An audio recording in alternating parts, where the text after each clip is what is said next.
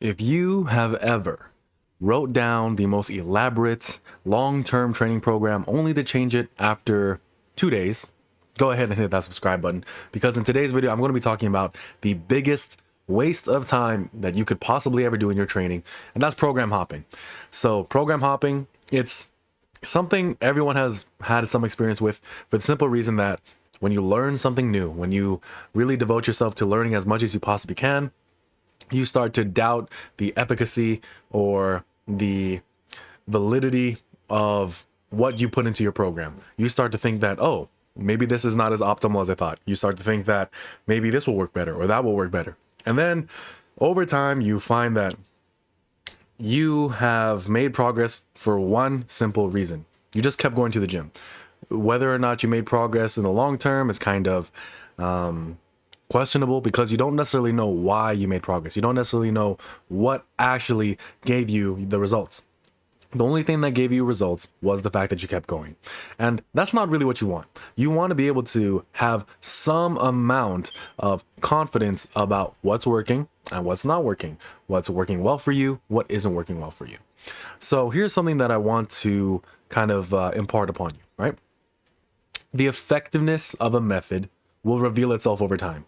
So you switching out this version of an exercise with this version of an exercise, you doing this type of periodization or progression, you doing this or that, these are all things that require a significant amount of time to commit yourself to know just how viable or efficacious they are for you. So you trying to shove in as much into your program to make it as scientifically sound, to make it as appealing or appeasing to whatever idols you have in the YouTube fitness space is not going to benefit you.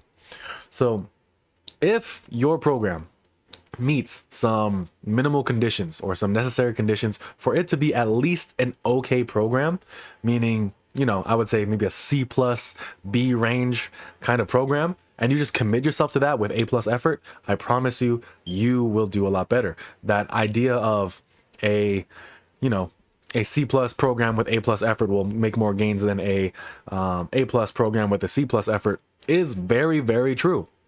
And one of the things that kind of gauges your performance on a program is how consistent you are with the actual program. The reason why people can make progress on programs that I don't really like is because they just really commit themselves to it. Now, a lot of programs work. A lot of programs, like, that doesn't mean that all programs are perfect or all programs are as effective as they could be, or that they use methods that I personally would advocate.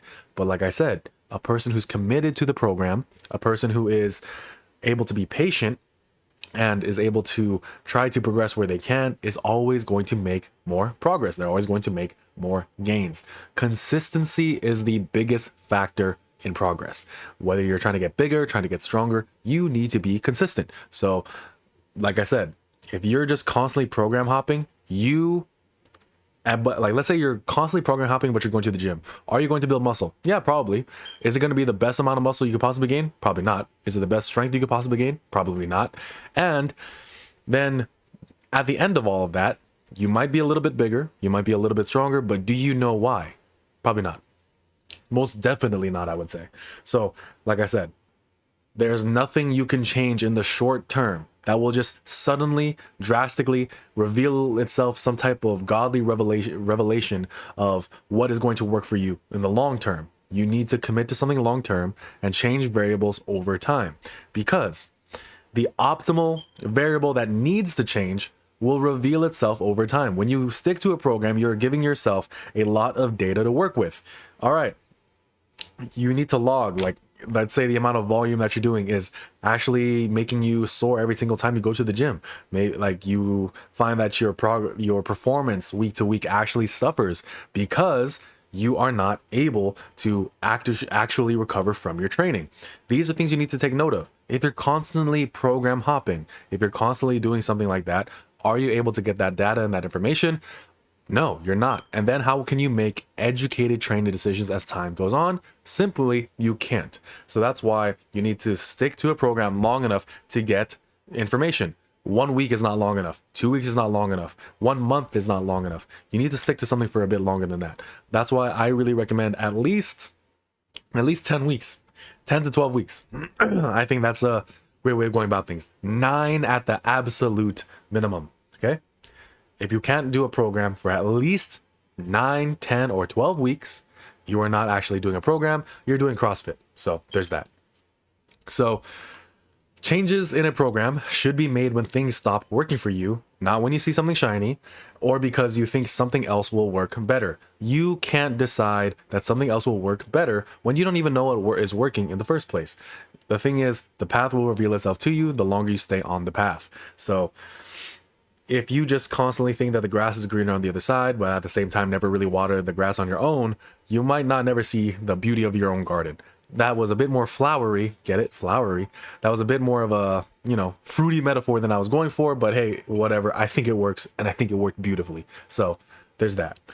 But like I said, the changes you make in your program should not be willy-nilly. They should not be just because you want to, just because you get bored. If something's working for you, milk that shit. Like, I hope I'm cursing at an optimal time for the algorithm. But anyway, you should not just change it because you found something cool on the internet, because you might not know if that's even the right thing you need to do. So there is a video that I really like comparing two different types of bench press variations. And this is a video by Bald Omni-Man, someone I highly respect. And at the very end, he says, rep quality is king. It doesn't matter which variation you choose if your rep quality is trash. So if you just think to yourself, oh, this exercise variation has like some type of benefit that is absent from my program because I'm doing other variations of that exercise. I mean, how many different kinds of bench pressing do you need where a different type of bench press, whether it be a different grip, a different, your feet are up, you're on the floor, something of that nature. If you don't actually work on the quality of your own reps, these are things you have to be cognizant of. And here's another thing that I want to keep in mind for all of you who are prone to program hopping. Whatever that thing is, whether it be a different type of progression, like you want to compare step loading and wave loading for you, right? You want to compare conjugate, or you want to compare like linear periodization. You want to compare this or that, full body, upper, lower, push, pull legs. They're not going anywhere. They're not going anywhere. You have to understand that when you see videos talking about how effective they are, how good they are, these are ideas that are kind of tossed around for what's good for most people, what will work for most people. But at the end of the day, it is still up to you to experiment. And the cool thing is, they're not going anywhere. They're not, like, just because they might go out of style, because they might not fall into the content creation circle anymore, it doesn't necessarily mean that it's now a bad thing and that you can't just try it out on yourself, right? It will be there later. So if you are worried about, oh, am I missing out on something? You are going to be working out for the rest of your life, or at least you should be. If you are going to the gym, lifting weights, trying to get stronger, trying to get bigger, and you don't expect this to be a lifelong pursuit, then this might not be the most fulfilling pursuit for you. So that's something I feel like needs to be said. Whatever that thing is, it will be there later. And if you are actually interested in getting bigger, getting stronger, you will be in the gym later as well, and you might be able to benefit more from it down the line when you're smarter about yourself, when you know more about yourself, when you know more about training, when your rep quality is better. These are all things you need to consider. Another thing I want you to consider if you are program hopping, be honest with yourself. Are you pursuing a meaningful goal? If you are not pursuing a meaningful goal, you will jump ship at every and any opportunity to do so. Because when you see something shiny, when you see something cool, when you see something interesting that just pulls you away and pulls you off the path, it's usually because you never wanted to be on that path in the first place. That's one. Now, let's say you are a little bit more scatterbrained, and I'm not saying that in a derogative way because I myself am scatterbrained. Don't let these glasses fool you. I'm actually kind of slow. So there's that, right? But be honest with yourself. If your goal and your program change constantly, then you are pursuing something half-assed. You will get half-assed results, and you can't really blame anyone except yourself as to why you're not getting any results. So there's that. This is one of the biggest problems I have with power building as a concept. I myself still advocate for power building.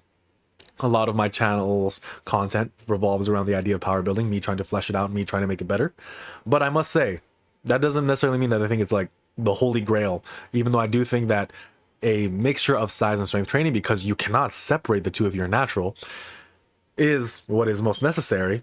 There's a couple things that become very easy to fall down to when it comes to a power building approach, because power building is just so wide and varied. It can literally be anything, so therefore it means nothing. So that's kind of a thing that we have to be mindful of, right? When it comes to power building, we too often see power building, concurrent training, and people trying to achieve two goals at once. They use it as an excuse to be mediocre at a lot of things. And I myself have fallen down this rabbit hole. I myself have fallen down this path where, as a power builder, if I was not as aesthetic, as muscular, as lean, as healthy as I should be, I could just say, oh, I'm bulking and I'm a power lifter now. Or when I'm like, not as strong as other people who I'm trying to be as strong as or compete against or whatnot, I can just say, well, I also care about size, so I'm not really trying to do this. And then you've kind of get into this middle zone where you're just not really a good power lifter and you're actually a really shitty bodybuilder too. So here's the thing. There are people who are impressively strong with impressively amazing physiques. So there's really no excuse when it comes to pursuing size and strength to not be a solid mixture of both. So when it comes to power building, you can't call yourself one if you're not good at either, right? Size and strength are so closely linked together that while you can be, incredibly muscular and not necessarily all that strong, all things considered, as far as let's say squat, bench, deadlift, overhead press and whatnot, they're still a lot stronger than who they were in the past and who they were before. So there's that. But anyway, you need to be honest with your goals. That's just first and foremost. If you think to yourself oh, I like calisthenics. Oh, I like powerlifting. Oh, I like bodybuilding. Oh, I like this. I like that. I want to run. I want to do this. You need to lay out all of your goals, lay them out by priority, and then make adjustments from there. God, allergies just completely kill me. But yeah, power building is not an excuse to be mediocre at a lot of things. Power building should be you, someone who cares about strength and size, to a close to equal amount, right? Close. One might be 60-40, 70-30, something of that nature. But here's the thing. If you are natural, you will need to spend some time strength training, and you will need to spend some time bodybuilding. And here's the thing. Bodybuilding is actually one of the best ways that we get stronger. So there's that, right? One final point that I will leave you on, because this is starting to get a bit longer than I expected, is exercise selection. And the best exercise for you will change over time. So you know how I mentioned the necessity of rep quality? If you don't already know how to have good solid reps and good solid form, you changing your variation is not really going to benefit you. If you actually can't connect yourself and commit yourself to a certain exercise, you trying to find the right exercise is kind of deceiving yourself.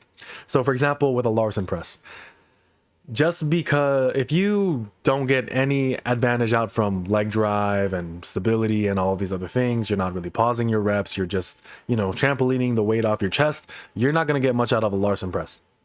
If you don't really understand your leverages, your tolerance to certain volumes and certain ranges of motion, you might not get the most out of a Larson press. If you are unsure about the most comfortable and the best grip width for you to progress on, you going to a close grip might not be the best option, because you might be going too close, or you might not be going close enough. But these are all things that you have to consider, and these are all things that, like I said, you will learn about yourself if you commit to something long enough. And when you make these changes, right, there's a couple questions that you should ask yourself. What weaknesses did you develop as a consequence of getting stronger? So if you're arching a lot, if you are, if you relied on a certain movement for a certain amount of time, that movement might have biased a certain muscle group, and another might have gotten neglected. So that has now become a weakness. That weakness was not there prior to when you committed yourself to a certain program for a certain amount of time, because at that point in time, maybe everything was weak, or maybe even that was your strong point at that point in time of your training. Who knows? But here's the thing. If you're just constantly hopping around, you will never know. So that's why it's an issue. Another question you need to ask yourself: how long have you been doing this lift? Are you still progressing on it? How do you know you're still progressing on it? And how can you justly say that you're no longer progressing on it now? These are all things that you need to commit yourself to a long time to actually see that being the case. If you are progressing by adding 1 rep every 3rd week, like Steve Shaw mentioned in a recent post, you are still progressing. You did not plateau yet. You don't need to completely overhaul your training just because your rate of progression has slowed down. Now, let's say it's slowed down to a considerable degree, you're recovering a lot, you actually feel like you're not pushing as hard as you could and that you could do more, then try adding things in. But here's the thing. You can't do that day one. You can't make that assumption day one. You need to commit yourself to something long term so that way those options become available to you. Here's another question you should be asking yourself when you do make some changes to kind of see whether or not it's a good idea to make some change. How much fatigue are you accumulating from other exercises in the program? Like if you don't commit yourself to a certain lift for a certain amount of time, if you don't commit yourself to a certain kind of progression or a certain type of periodization for a certain amount of time, how will you know that, let's say, for example, you just assume that if I do deadlifts and then barbell rows right after because I'm putting all my lower back stress on one day, that's going to be good enough. And then you come to find out that maybe you should do a different exercise, like maybe back extensions instead. And then you never commit to either one and you're just constantly flip-flopping between the two. You don't necessarily know what works. You can't really find that out. But then let's say, for example, you decide, all right, I'm going to do deadlifts and barbell rows. You find that the barbell rows are actually a bit much. So then now you know for a fact, all right, I'm going to do back extensions and then a chest supported row. These are all things that you have to modify over time. You can make a safe bet, but then when you make a safe bet, maybe you're not getting the best exercise that you possibly could. Maybe your body is strong enough. Maybe you can recover enough. Maybe it is resilient enough for you to actually do something a bit more intensive, and then you can get a better training stimulus. These are all things that you need to kind of give a try, and you can only get that information if you try long enough. I think it was some kind of Russian sport strength training coach where like people would come to them and with their problems and they'd say, I can't get stronger, I can't get bigger, my bench is suffering. And then this dude would literally say, have you tried doing it 1,000 more times? And, there's something to be said there, right? I'm not saying that that's the right answer in any situation, but, you gotta ask yourself, have you committed yourself to this long enough? And finally, this is a really big point when it comes to program hopping. If you are program hopping for a reason like, oh, this is not working for me anymore, have you tried fixing your form? Have you tried fixing your mind-muscle connection? Have you tried seeing if you're actually feeling the muscles you're trying to feel? Have you started to see like have you been recording your sets, watching from workout to workout, and finding that whenever the weight goes up or because of this reason or whatever, you're not getting a good training result? And have you thought to yourself, maybe I should control the weight more. Maybe I should do this, do that. These are things that you can change in the short term that will have long-term effects and long-term positive effects, I would say. But if you're just constantly trying to find the best exercise, the best progression, the best program, I promise you're not really going to do much. Rep quality, consistency, sticking to a program that's at least minimally good, and then just committing yourself to that in the long run. That's what's really going to make you strong. That's what's really going to make you big. And that's all I have to say. My name is karelstandstrength.com. Thank you so much for your patience these past couple of days. Semester is now over. I can now commit myself to making more videos. In the coming days, I will be producing more content on both YouTube and Patreon. So I will be releasing a program reconstruction about 531 onto the YouTube channel, as well as some content on Patreon, such as another program reconstruction, some program reviews. All content that goes on Patreon will eventually find its way on YouTube. There might be some exclusive content, which just defeated what I just said, but we'll see. I'm not fully committed to that idea just yet because I do want to have any information that I put out for free, or I want any information I put out to be for free, with the exception of, let's say, someone trusts me with their training for, let's say, coaching or anything of that nature. So if you like this video, please like, comment, subscribe. Tell me your thoughts. Have you program hopped? Do you know someone who's program hopping? What are some things that you tried to do to fix or stop yourself from program hopping? What are ways that you would recommend to other people to not program hop? And yeah, let me know in the comments below. I will reply to all of them. Thank you so much for watching. Have a good night.